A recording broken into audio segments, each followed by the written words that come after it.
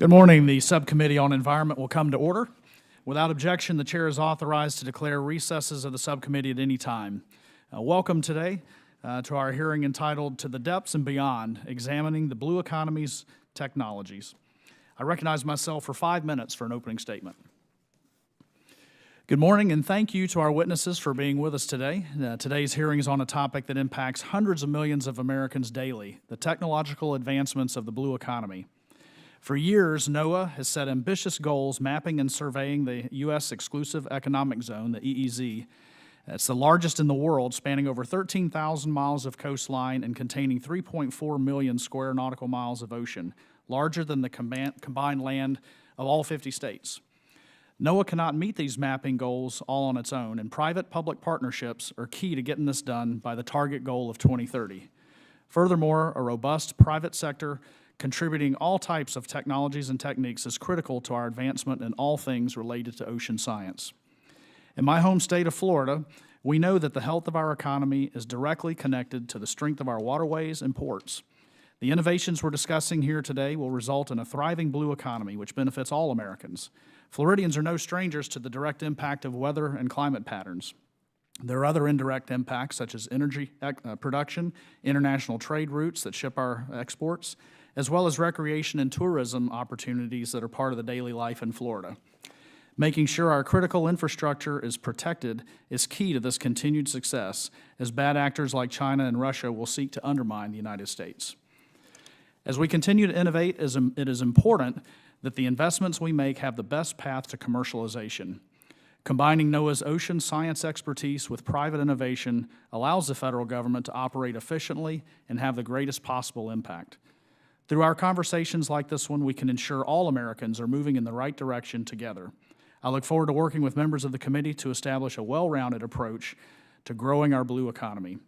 I again want to thank our witnesses for being here, and I look forward to each of your testimonies. I now recognize the ranking member of the subcommittee for an opening statement. Well, thank you very much, Chair Franklin, for today's hearing on the blue economy, and thank you to our witnesses for agreeing to share your perspectives. Since the days of Roger Williams and the Gaspee Affair, the ocean has been central to Rhode Island's identity. But water isn't just a key to our past, it's critical to our future. Thanks to investments in the blue economy, my home state, the Ocean State, is home to thriving blue industries such as commercial fishing, tourism, defense production, and shipbuilding, as well as marine manufacturing, offshore wind, and oceanic research. Leveraging our state's natural strengths has ushered in a new age of prosperity for workers, small businesses, and research institutions. Estimates show that the blue economy employs more than 36,000 workers in Rhode Island and contributes over $5 billion to our gross domestic product every year. Around the country, there are approximately 2 million workers supporting the blue economy who contribute about $373 billion to our nation's GDP. To find out more, I embarked on a multi-day, multi-stop tour of Rhode Island's 1st Congressional District's blue economy in October. I learned about leaders training union workers pursuing careers in offshore wind. I engaged with researchers and higher education leaders working to deepen our understanding of the ocean. I saw how cutting-edge manufacturing companies are growing their footprints and investing in our communities. Tools like artificial intelligence and robotics are revolutionizing ocean-based industries and driving growth in the blue economy. Rhode Island has companies utilizing cutting-edge aquatic data collected through underwater drones that is increasing our nation's defense capabilities. We must continue to invest in the blue economy. It supports our innovation, our workforce, and our resiliency efforts. It's about protecting our global innovation leadership. We need public, private, and nonprofit stakeholders rowing in the same direction. I hope there are shared values in our committee about leveraging our ocean to advance scientific research, spur economic development, and defend our national security. But I am, at this moment, not certain those priorities are shared by the leadership at 1600 Pennsylvania Avenue at the White House.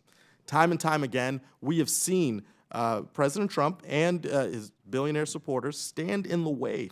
They have systematically undermined and jeopardized our progress in an area where we should continue to have great leadership. Take, for example, the whiplash firing and rehiring of staff, the canceling of contracts, and the freezing of grants across our government, including at NOAA and the Science Foundation and countless other key areas. Can anyone really claim that chaos and confusion supports economic development? I think the answer is clear. Hacking and slashing away at our federal agencies slows scientific progress that is urgently needed, threatens economic stability, undermines disaster preparedness, and can hinder national security. My state has welcomed NOAA with open arms. It will turbocharge ocean research, innovation, and initiatives that will grow our blue economy. Innovation has always been a collaborative effort between government, academia, nonprofits, and private industry. Collaboration between government and academia has driven foundational moonshot innovations. Private-public partnerships have turned breakthroughs into real-world applications and scaled them rapidly. However, Trump and DOGE and the actions of the last several weeks have worked overtime to turn back the clock.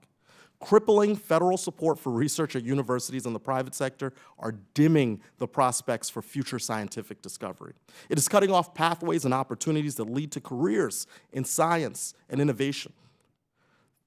The actions of President Trump have driven universities to lay off staff, issue new guidance for graduate students, and push away the very expertise that we urgently need now to continue our advances in the blue economy.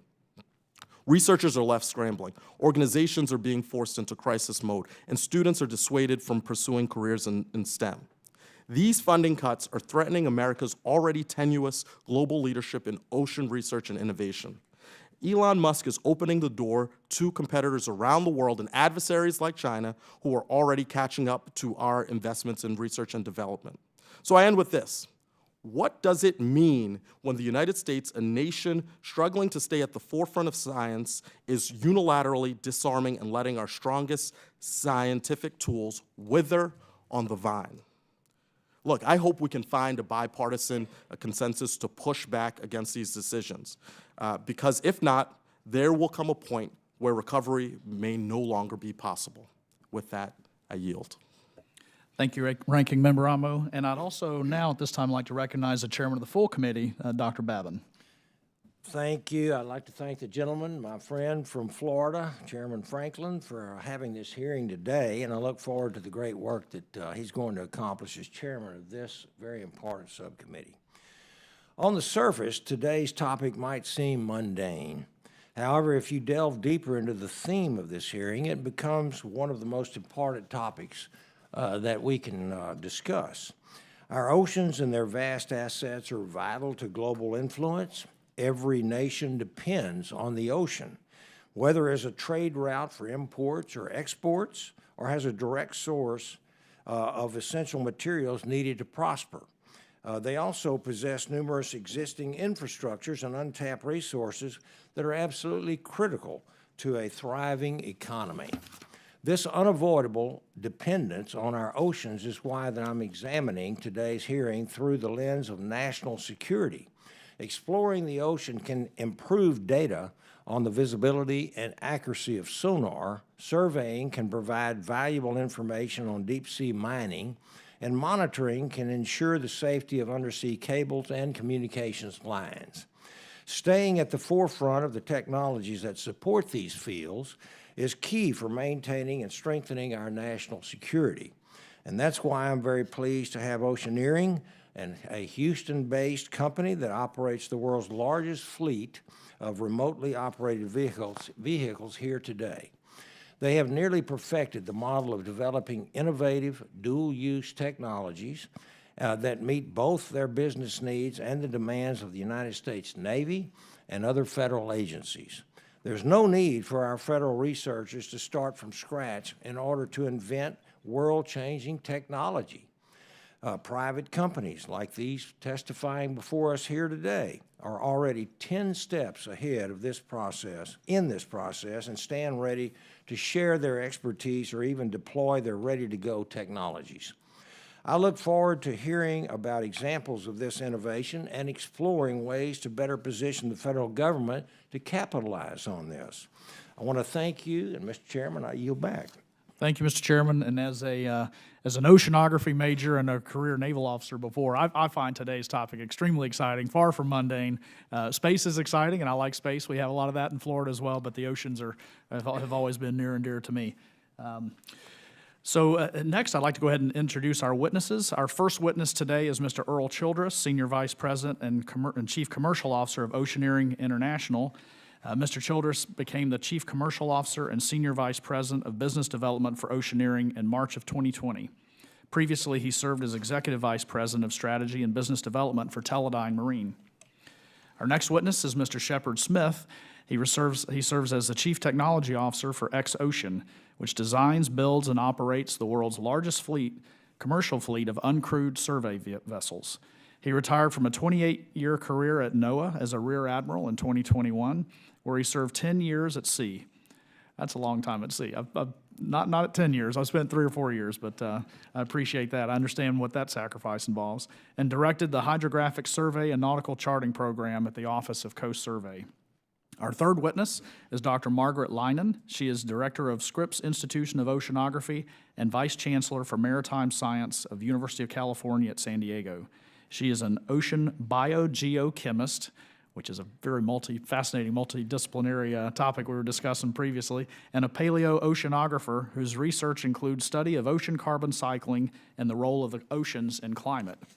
And our final witness today is Dr. Tim Jansen, co-founder and CEO of SOFAR Ocean. After receiving his PhD in physical oceanography from Delft University, he later became researcher at the Naval Postgraduate School and a teacher at San Francisco State University. Tim co-founded Spoondrift Technologies in 2016, which turned into SOFAR in 2019. I now recognize Mr. Childress for 5 minutes to present testimony. Thank you, Chairman Babin, Ranking Member Lofgren, Subcommittee Chairman Franklin, and Subcommittee Ranking Member Amo, and the rest of the members of the committee. I find myself very nervous this morning, maybe more nervous than normal, and as I was reflecting on that, the reason is the importance of what we're talking about today. I've witnessed throughout my career how strong public-private partnerships can accelerate innovation, and I urge the subcommittee to remain committed to enabling this uniquely American superpower. It's what we do better than anywhere else in the world. Oceaneering has spent more than 60 years pioneering ocean exploration through advanced subsea robotics and remote operations. From our origins as commercial divers, to developing atmospheric diving suits, to building the world's largest work-class remotely operated vehicle, or ROV fleet. Our journey reflects a commitment to solving the toughest challenges in the harshest environments. Our capabilities have been proven time and time again, from recovering spacecraft from the ocean floor, surveying historic shipwrecks, and locating lost commercial aircraft. Today, Oceaneering is driving the future of maritime operations through remote, resident, and autonomous systems that enhance safety, reduce operational costs, and minimize environmental impacts. These technologies are transforming offshore work and enabling safer, more sustainable operations, while also onshoring jobs that have traditionally been offshore. Our resident remotely operated vehicles and uncrewed surface vessels are already helping operators reduce vessel days, which translates into measurable safety improvements and significant CO2 reductions. For example, our Liberty eROV, an all-electric battery-powered resident ROV, has demonstrated major fuel savings compared to a vessel-supported system. According to our customer, Equinor, shifting to resident and remote ROVs can reduce emissions by 40% for a given project.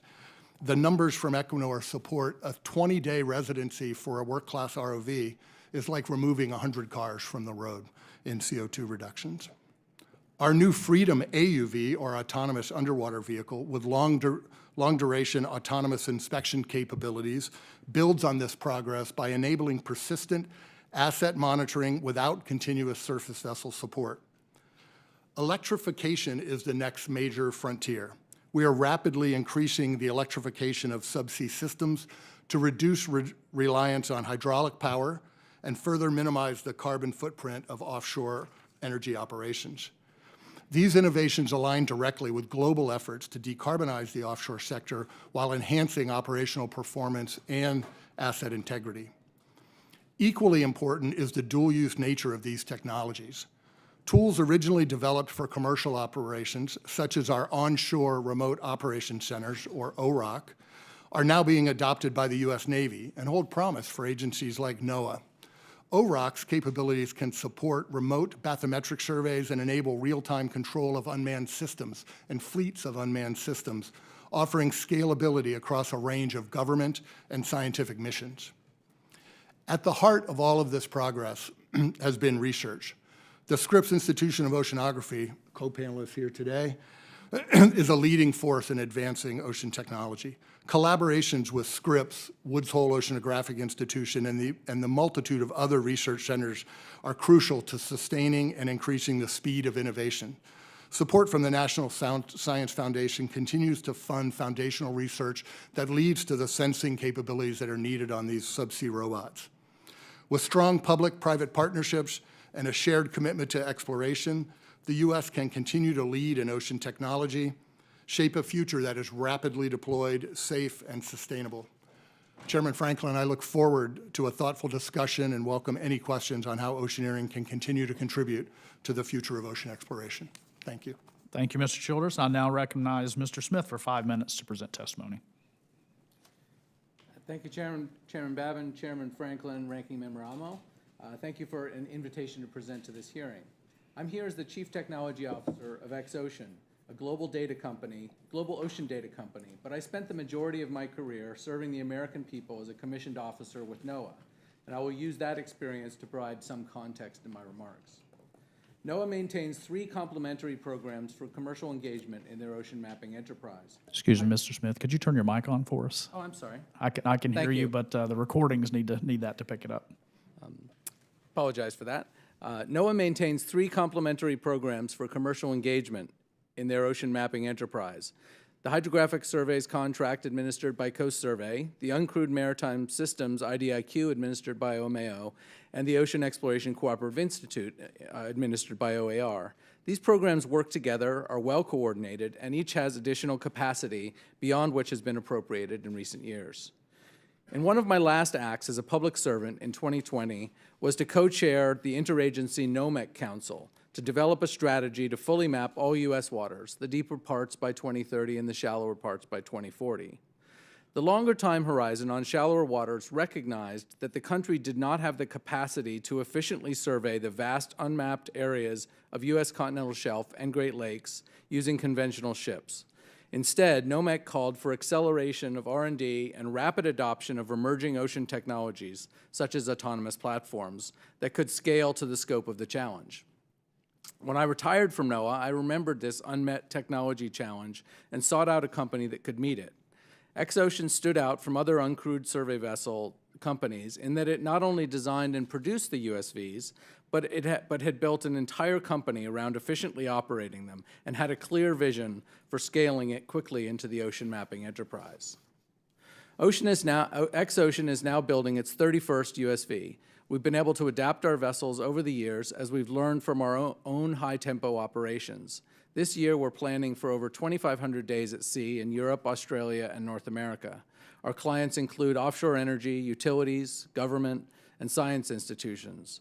We're on the contract framework for hydrographic surveys in the United Kingdom, in Canada, and Australia, as well as NOAA's IDIQ for data buy from uncrewed maritime systems.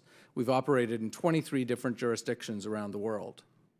Our all-remote staffing models allows us to use both the USVs and our expert staff very efficiently. For example, when the weather is too rough for surveying in one area, the watchstanders and surveyors can be assigned to a different vessel in a different location entirely, where the weather is good. Our technical experts keep the reliability world-class by remotely resolving most problems at sea. XOcean's operational model scales well from fast mobilization for short projects with a single boat in hazardous areas to huge projects with multiple boats at sea for months on end. Some companies and government agencies are seeking to take advantage of new observing technology by purchasing equipment and operating it themselves or contracting it for its operation. Xocean has chosen not to sell its vehicles. We've seen that this approach leads to low utilization rates, poor reliability, and shortened technological lifespan as the systems fall out of use after just a few years. Xocean has chosen not to, we can deliver better results for our clients at a lower cost by operating the USVs ourselves, maintaining them meticulously, and keeping the whole fleet up to date with our latest technology. We take all the risk and deliver the data the client needs to their specifications. This year's NOAA Ocean Mapping Progress Report shows that 46% of U.S. waters are still unmapped. Of this gap, I estimate that proven, scalable, and affordable USV platforms could efficiently meet around 1/3. With the technology now in demonstration phase, that could rise to 2/3 within 5 years. The remaining third may require highly capable vessels, like the ones that NOAA operates, for the more complex exploration and characterization work. There are two potential policy changes that Congress could consider to accelerate the adoption of new technologies into NOAA's ocean mapping programs. First, this technology and industry is advancing very quickly, and NOAA is not scheduled to reconsider participants in its hydrographic surveys contract until 2029. A mid-cycle review with the potential to add additional capacity with new capabilities could allow NOAA to access the latest technology earlier while leaving the existing panel in place. Second, the UXSOC administered by OMAO executes its hydrographic scopes through the hydrographic surveys contract, which does not include any companies that specialized in UMS. As a result, NOAA is limiting its breadth of opportunities for programs to gain experience with established autonomous survey companies. Thank you, and I welcome any questions. Thank you, Mr. Smith. Next, I'd like to recognize Dr. Leinen for her testimony. Thank you, Chair Bowden, Chair Franklin, Ranking Member Amo, and members of the subcommittee. Thank you for the opportunity to speak to you today.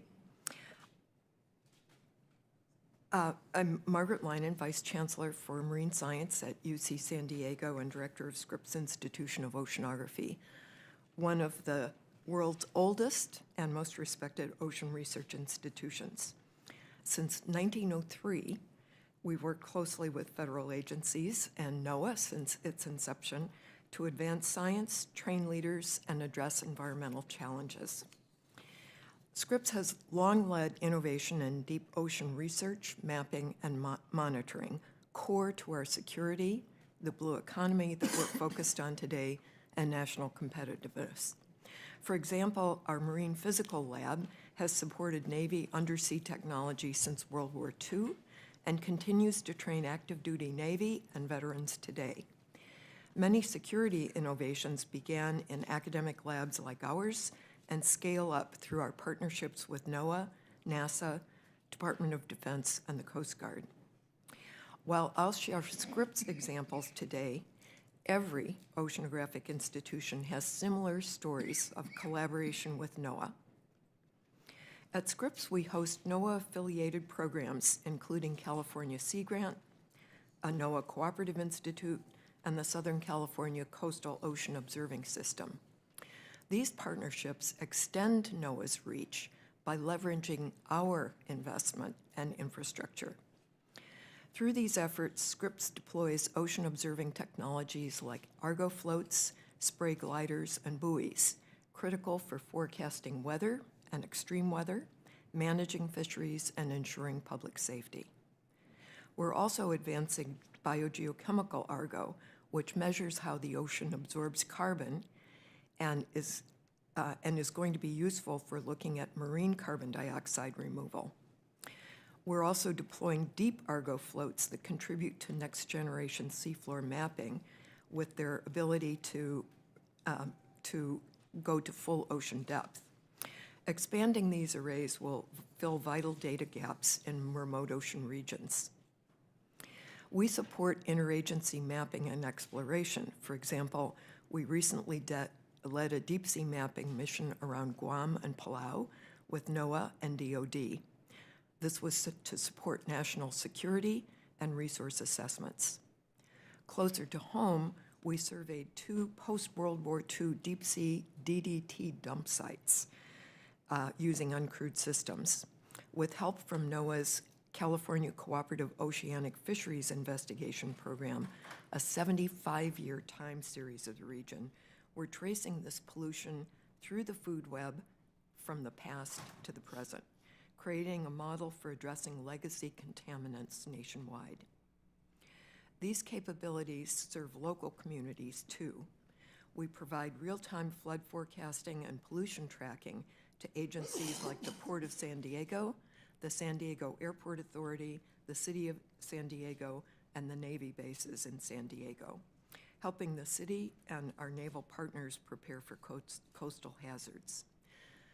Because of the partnership with NOAA, this is NOAA science in action at the street level, protecting lives and infrastructure through the partnership. We're also developing the ocean workforce. Many of our undergraduates and graduate students go on to public or private sector roles, including startups. Through programs like our Start Blue Accelerator, funded by NOAA and the Economic Development Administration, just in the first 2 years, we supported 22 early-stage ocean companies from our students and faculty and helped them raise over $10 million from this very early stage to bring their science to market. To continue this momentum, federal and sustained federal investment is essential, specifically and particularly in ships, observing systems, and platforms and research infrastructure. These are long-term commitments that are very difficult to restart once interrupted. NOAA plays a critical role in bridging that gap. And thank you for your continued support of NOAA's partnerships with academia. These are essential to our national security, our economic growth, environmental resilience, and workforce development. Thank you. Thank you, Dr. Leinen. And finally, our final witness, Dr. Tim Jansen, for his testimony. Thank you, Chairman Babin, Chairman Franklin, Ranking Member Amo, and members of the committee. Thank you for the opportunity to testify today about the future of blue economy innovation and the role that public-private partnerships play in accelerating ocean technology and driving economic growth and benefit the security and well-being of Americans. My name is Tim Jansen. I am an oceanographer first, and I'm also CEO and co-founder of SoFar Ocean. We are based in California. We employ about 100 people. We build everything we build here in the United States. Our goal as a company is to accelerate ocean digitization to power the transition to an information economy and eventually ocean artificial intelligence. And to that end, we build sensors. We own and operate the largest privately owned ocean sensor network in the world. We are a leader in maritime weather intelligence. Our software application, Wayfinder, routes large commercial ships at sea every day to improve safety, increase the efficiency, reduce fuel costs, and reduce emissions. So Wayfinder, think of it as Google Maps for large commercial ships. Throughout history, our ocean and coastlines have been a principal economic driver, a major strategic opportunity, and a critical part of both our ecosystem and our weather system. The future economic growth and strategic development will, for a large extent, be data-driven, right? Powered by rapid advances in artificial intelligence. Now, the challenge with ocean artificial intelligence is not artificial intelligence. The challenge with ocean AI is data. The reason why large language models, LLMs, like the ones that power, say, ChatGPT, why they work, is because they have an internet to train on. In contrast, information and data in the ocean is exceedingly sparse and mostly non-existent. To put that in perspective, if we were to equate all the information and data that we collect as humanity in a single year and equate that to the distance from here to the sun, then the amount of data that we capture from the ocean in that same year could be estimated about the length of a football field. And so this is about to change. Like rapid advances in technology and bringing IoT into the ocean, this will now rapidly change. And so we are at an inflection point, and we have to choose whether we want to lead or follow. And if we want to lead, that means that we have to double down in investing in technical innovation and set audacious goals. And the United States has an incredible track record in doing so. Through long-term investments in basic research, we have some of the best universities and scientists in the world. We also have the best private industry and capital markets to invest in those technologies, scale them up, and build for impact. But investors cannot invest if the market is unknown or the risk is too high. And the ocean information economy is new and appears mostly to be unfamiliar as an economic opportunity. And so we need very strong public-private partnerships to reduce the risk of technologies and build up those markets. And to give you an example of what a successful partnership looks like, so far built Bristlemouth. It's a strange word, but what it means is basically an open source standard for marine applications. So think of it as open source USB for the ocean, sort of a foundational enabling technology necessary to bring IoT to the ocean for everyone. Now, Bristlemouth could not and would not have existed without the partnership of organizations like the Office of Naval Research and the National Oceanic and Atmospheric Administration, NOAA, and several other government organizations and philanthropic organizations in the United States. Through these partnerships, Bristlemouth is now blossoming, is widely adopted, and we've just announced a partnership with MITRE to accelerate this to unlock ocean artificial intelligence. Now, through the National Oceanographic Partnership Program, we've worked with NOAA to deploy sensors in front of active hurricanes.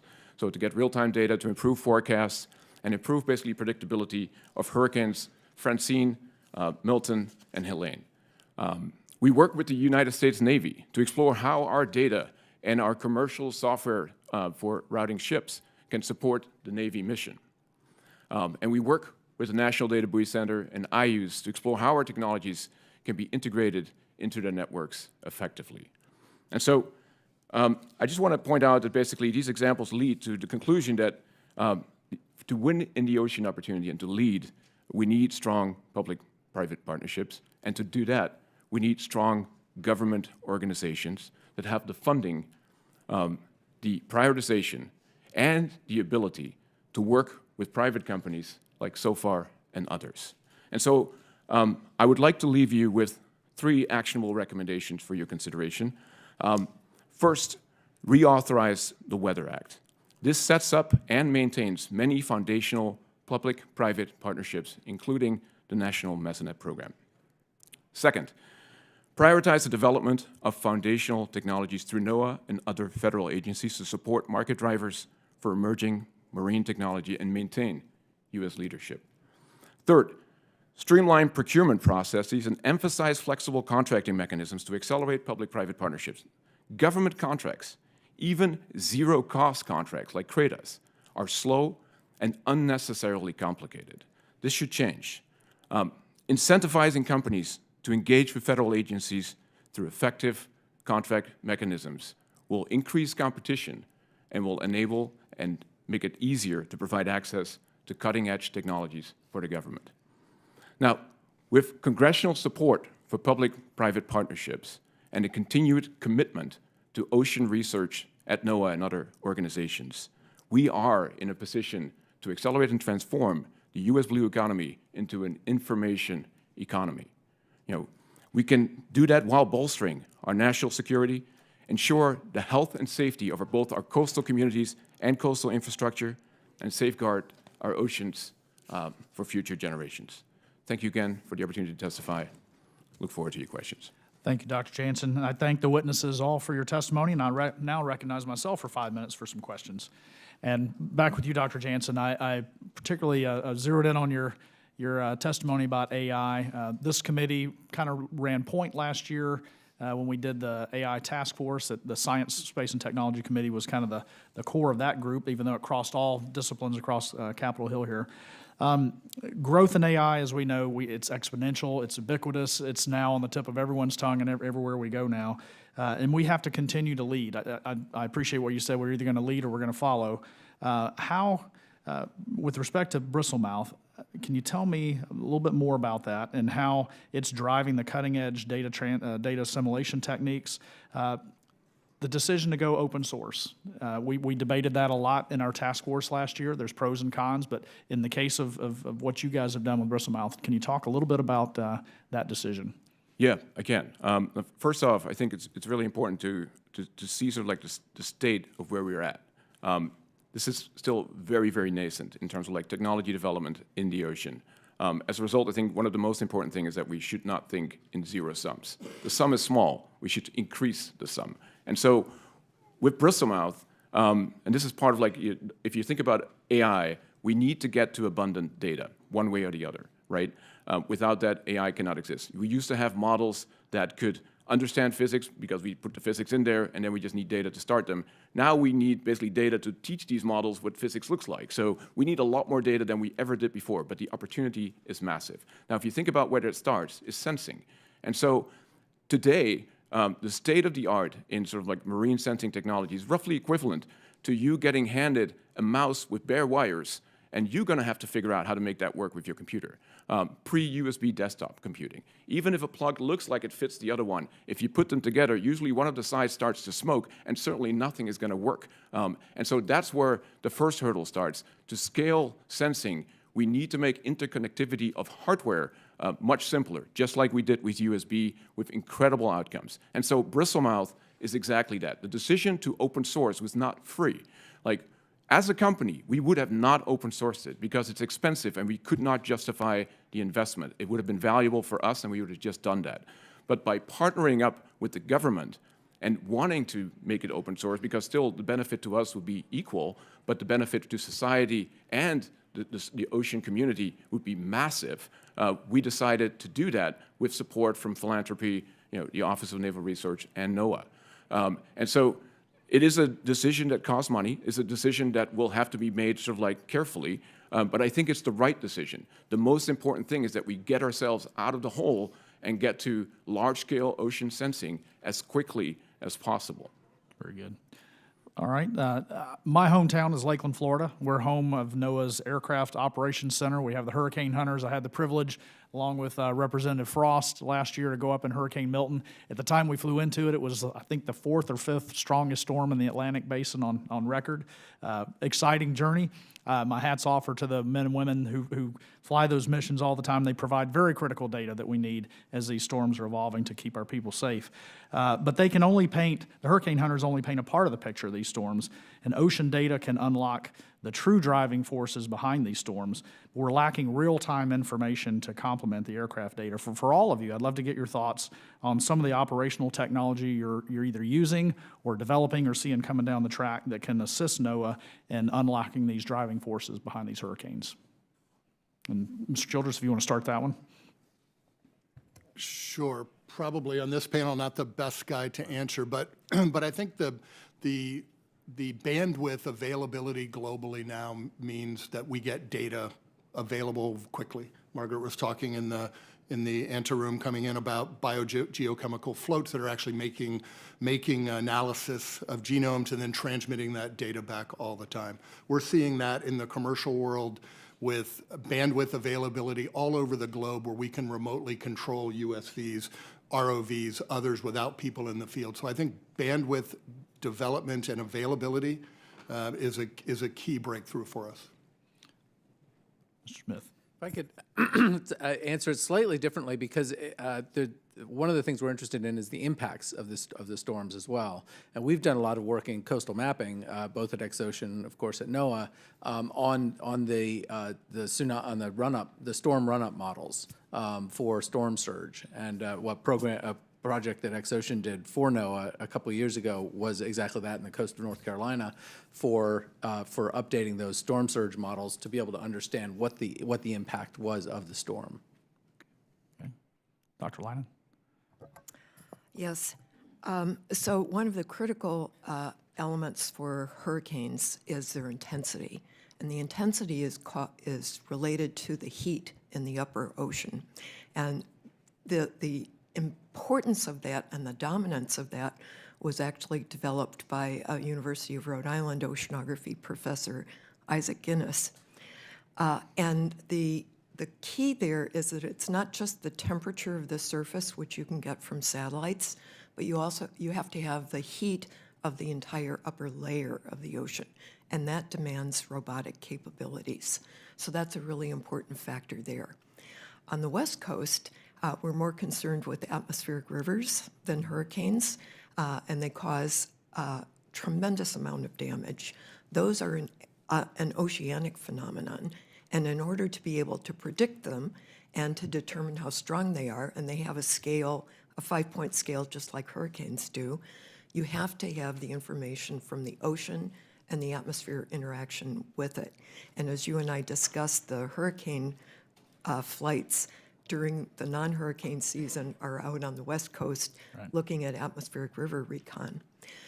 And not only is that important for the storms that hit exactly on the coast, but those atmospheric river systems go inland. They're lifted up by the mountains, and they're responsible for the huge snow events and the severe storms in the Rockies and in Colorado. In fact, the avalanches earlier this year were the direct result of an atmospheric river. So this ability to set up the observations that allow us to make these predictions for extreme weather events are critical. And I think the work by Dr. Guinness was taking place during the 80s and 90s. The work for atmospheric rivers is taking place now. And then that work eventually is handed off to the ability of the private sector to be able to do these kinds of measurements. And it's tremendous to be here and watch these companies, which have oceanographers working with them, take the results from that early research and turn it into products and services for all of us. And NOAA is the glue in the middle of that between the academic world and the private sector world. Thanks, Dr. Lyon. Dr. James, I'm going to have to get back to you separately on that. Out of respect for my colleagues, I'd now like to turn it over to the ranking member from Rhode Island for 5 minutes of questions. Thank you very much, Mr. Chairman. Look, I think we've seen that the actions of Donald Trump and Elon Musk have upended awards, outright canceling already awarded grants for critical ocean research and development initiatives. Stalling scientific progress, that's a fact. Trump and his right hand are stifling the development of the next generation of marine scientists and experts. Their actions have already forced universities across our nation to preemptively reduce staff, cut student admissions due to the loss of federal funding. So, Dr. Lyon, at a high level, can you give me a sense of how the Trump administration's pauses and cancellations of grants has harmed the academic community?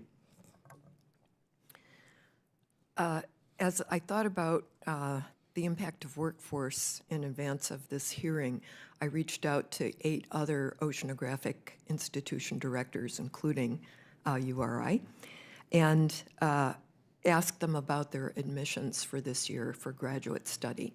Most of them had been accepting about 50 students a year.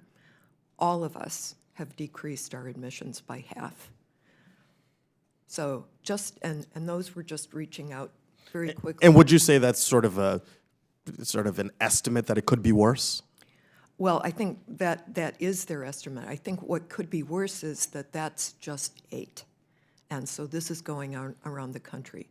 But for the 8 of us, that's 200 students who will not be enrolled in graduate programs, who can't go on to be in companies like this just in 1 year. Mm-hmm. Well, and I think it's important to say that's 200 innovators who are off the field, who are not in the game, who are not contributing to the great public-private partnerships that we've highlighted today. I'd like to ask everybody else on the panel, with that in mind, how would a declining technical workforce impact your business, right? You want to grow. How is this going to make a difference on all of you? And how does it, frankly, hurt our overall pursuits in the blue economy? Start with Mr. Childress. Good question. I think for us, for Oceaneering, the science and technologists that we hire are not necessarily related to oceanographic and oceanographic research. They're more applied technology people. Clearly, we need a robust student body coming out. We hire thousands of employees every year, have for the last 4 years.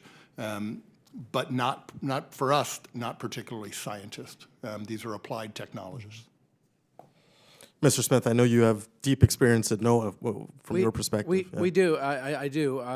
I'd say from Exocean's point of view, we have some really top-notch scientists who obviously benefited from programs like these in the past.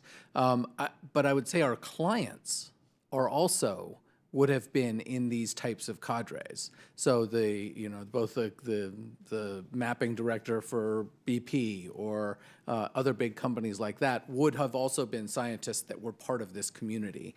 And so by eroding that capacity, it's not just on the provider side, it's on the client side as well. And I will just say, from my experience at NOAA, that the power of NOAA is in those really incredible people, that team that they've put together over decades.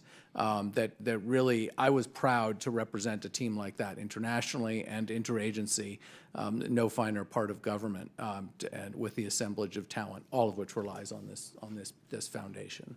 Thank you, Mr. Smith. Dr. Jansen? Yeah, somebody once told me that a company is basically people and processes. And so if you impact the talent pool, you're going to impact basically the success of a company.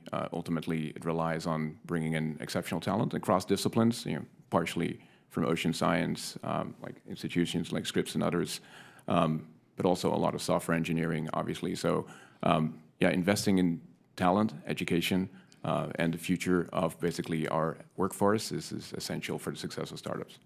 This seems like an obvious statement. Sometimes the obvious things don't inspire the action that we deserve. And so I think ultimately there's a chilling effect that isn't necessarily seen in this year's admissions or next year's admissions, but extends for a while. And I'm grateful for your leadership and innovation, but we need to give you the people to get the work done. With that, I yield back. Thank you, Mr. Ramo. I'd now like to recognize the chairman, Dr. Babin. Yes, sir. Thank you very much. Appreciate all of you witnesses being here and giving us your testimony. Earlier this month, the Wall Street Journal published an article titled, "China is Mapping the Seabed to Unlock New Edge in Warfare." This article provided in alarming detail how China is supercharging its ocean mapping and drilling enterprise. Meanwhile, here in the United States, a Texas A&M research vessel, the Joint Oceanographic Institutions for Deep Earth Sampling Resolution, ended operations 4 years earlier than expected last year in 2024. Mr. Childress, how do U.S. ocean exploration capabilities compare with other nations' capabilities? What are the risks to critical national research and strategic interests if we fall behind in this area? If you could answer those. Yes, sir. And again, not an expert on other countries. I think the capability here in the United States is extraordinary when deployed. I agree 1,000%. Coastal mapping is critical. The EEZ mapping is critical for everything that we do, whether it's development of resources, whether it's deployment of our military, whether it's for the economic benefit that's generated within 50 miles of our coastlines. Critical, and the technology here and our superiority in this technology, I think, is paramount to future success. Well, that's great, and I would also remind everybody here that 2024 was not the Trump administration. That occurred during the Biden administration. Mr. Childress, again, sticking with you for a moment, in my opening statement, I mentioned that Oceaneering is really good at developing dual-use technologies. Can you tell us more about how this is important to public-private partnerships, both from your perspective on the industry side and ours on the government side? Yes, sir, and great question. Our public-private and dual use is actually reversed from the typical one, in that typically what we've done is developed in the commercial world and translated it into the government world. For instance, as I mentioned earlier, our onshore remote operating centers. We developed that for an energy application, and we developed it to really improve safety and reduce emissions. And that same core technology now is being deployed with the Defense Innovation Unit in the U.S. Navy. Furthermore, in the development of specialty systems for the U.S. government, we've taken what we do globally, and remember, we operate 250 work-class ROVs, so think 6-ton robots that operate down to 3,000 or 4,000 meters, 365 days a year, 24 hours a day, 7 days a week, with 6,000 offshore personnel.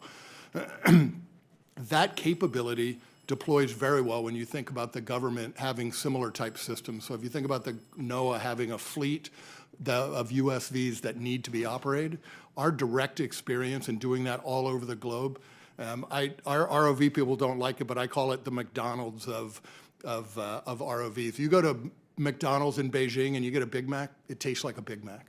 If you go anywhere in the world and you get an oceaneering ROV to go do a job, it's going to operate exactly the same way with the same reliability and 99% uptime. And I think that commercial focus drives directly into what the government could do to really promote mass data aggregation and data collection. Right. Thank you very much. And Mr. Chairman, I'll yield back. Thank you. Thank you, Chairman. Next, I'd like to give 5 minutes for questioning to my colleague from North Carolina, Ms. Ross. Thank you, Mr. Chairman, and thank you so much to all of our witnesses for being here. As you know, North Carolina has a large coast on the ocean. I don't represent that area, but I've adopted it because it's just so wonderful. And we have industries that, span tourism to fishing to the potential for offshore wind. And it's so important that we have a forward-looking approach to dealing with our coast in North Carolina and then, of course, all over the country. I want to also let you know that NOAA plays a huge role both in my district and on the coast. I've visited several NOAA facilities and know that, they're a scrappy little agency. They do a lot with very little. And when we talk about cutting waste, fraud, and abuse, I would say probably the last agency I would think about for that would be NOAA. So to that end, the current administration is significantly reducing funding and pulled or paused federal contracts for critical ocean research and development initiatives. These cuts not only hinder scientific progress, but also create uncertainty for private sector partners who rely on federal support to drive innovation and maintain U.S. leadership in ocean science. And I'd like to ask this question of each of you. How is existing ocean research and monitoring infrastructure currently supported? So does NOAA play a huge role in it, or is it kind of the glue that puts, brings things together? And then what is the likelihood of industry building and supporting this infrastructure absent public investment and partnership with NOAA?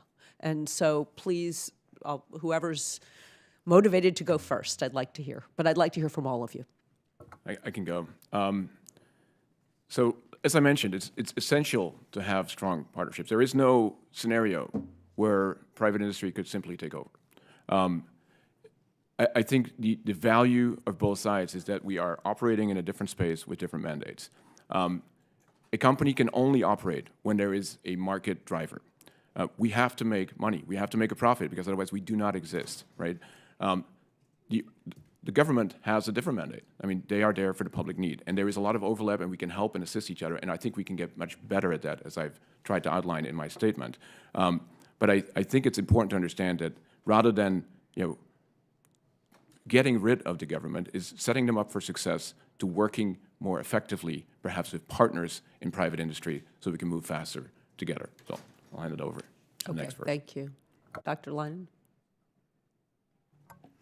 Yes, it's an interesting question. Who does the observations?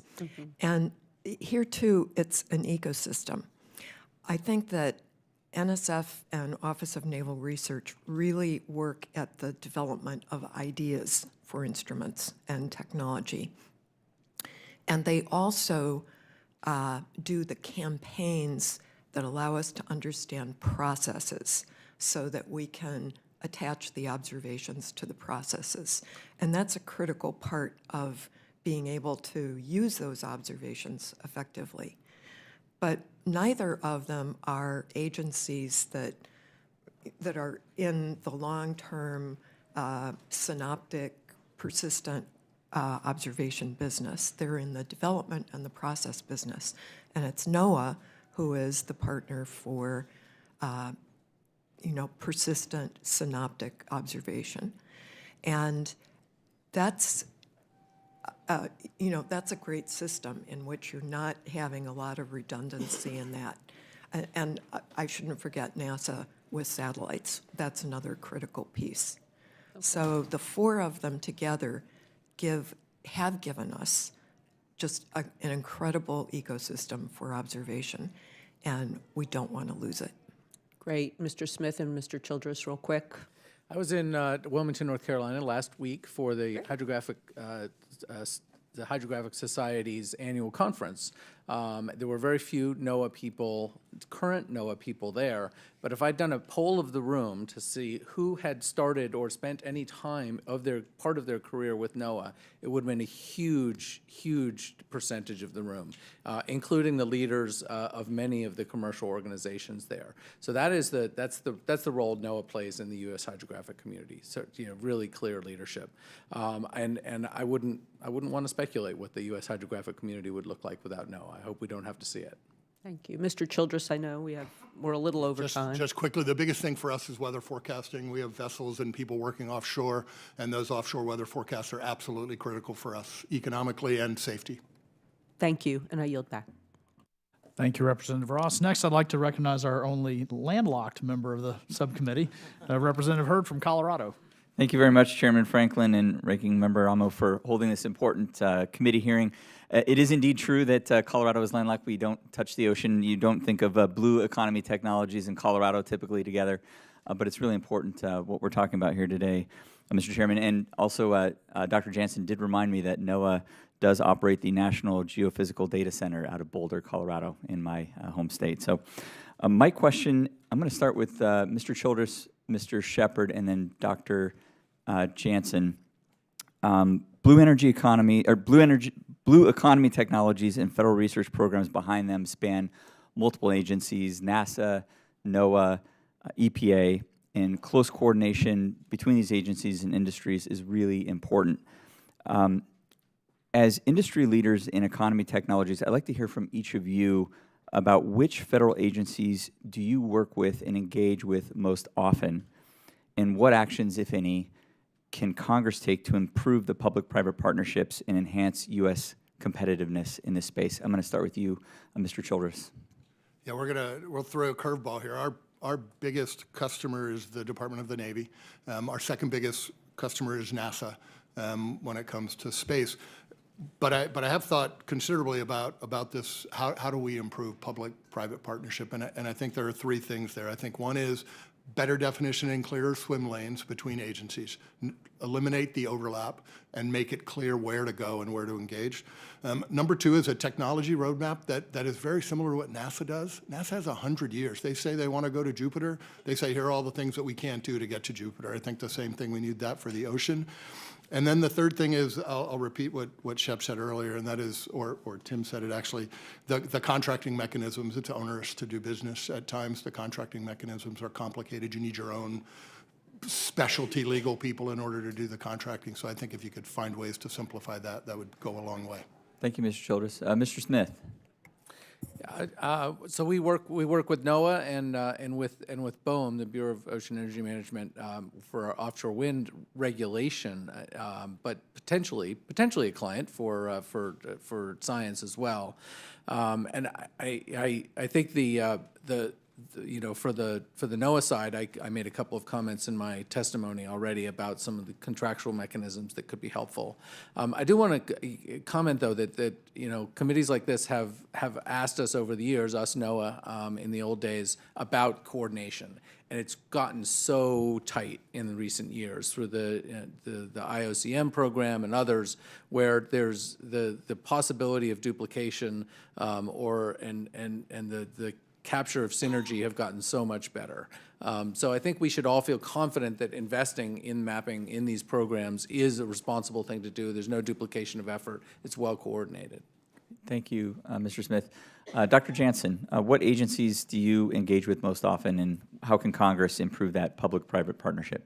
Yeah, we work mostly with the Office of Naval Research, NOAA, U.S. Navy, anything touches water, basically. The biggest challenges, I think, for smaller companies, and we are definitely the smaller organization here in this room, is timing and complexity. Both are really hard to deal with. If things take time, like, for instance, a contract or something else, it means that basically the clock is ticking for a small company. We focus on efficiency and moving fast. That is a challenge. As I pointed out earlier, contracting complexity. This is very simple to simplify, to my mind. And also, I think I would recommend to move more to milestone-based contracts rather than effort-based. Like, focus on the outcomes. Like, we are willing to take the risk. We're comfortable with that. We do that all the time in sort of like our other contracts. And it would basically help us to move faster, have less of a liability on the government side and budget responsibility, and move that over to our side. So those are things I think that would be, help us, understand how the process works, so we don't have to spend so much time figuring it out. Move fast in contracting and simplify. Just keep it as simple as possible, and we're happy to take on more risk. Wonderful. Thank you, Dr. Jansen. Dr. Lean, I don't want to leave you without a question. Can you tell us, is NOAA taking full advantage of the commercially available data currently? And if not, is this an infrastructure problem, or are they just choosing to simply not use the data? No, I don't think that NOAA is not taking advantage of it. And you've heard from the partners here about NOAA being a customer of theirs. And I think that, NOAA invests in things that, or takes on observations like Argo that are still, that require a lot of research expertise. And they also make all of that data available free and openly. And then they work with partners to be able to take on the specific area observations that are of interest to them to fill in the details of these big synoptic programs. Very good. Thank you very much, Mr. Chairman. I yield back. Thank you, Mr. Hurd. And we have someone who should be in just a moment, so we'll pause for just a couple seconds, let them get in.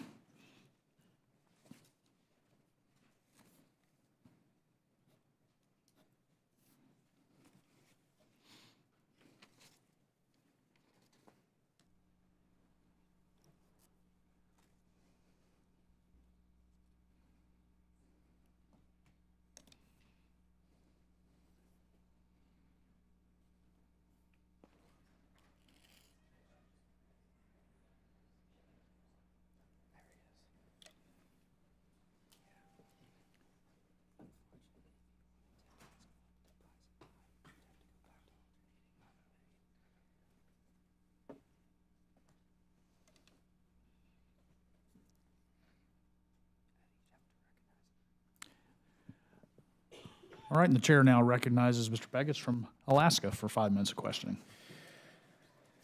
Thank you, Mr. Chairman. My first question to Dr. Jansen. In your written testimony, you emphasized the open source Bristlemouth platform as the USB of the ocean, helping expand plug-and-play sensor networks.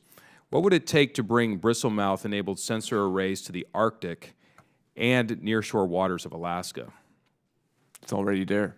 It is. Okay, that's great. And tell me more about how it's being utilized in Alaska. Yeah, so we work with the National Science Foundation to create the Backyard Buoy program. And the point of bringing this instrument here is to showcase how simple and small it is. And the whole point was to bring it out in places where traditionally information was not available, and particularly in places that are highly sensitive to changes in weather and climate, and bringing the ability to have local folks deploy the sensors and get data in real time at places that they care about for fisheries or others. And so these sensors are now in Alaska. We deployed them also with the Ice Center in the Arctic. They last through the winter time.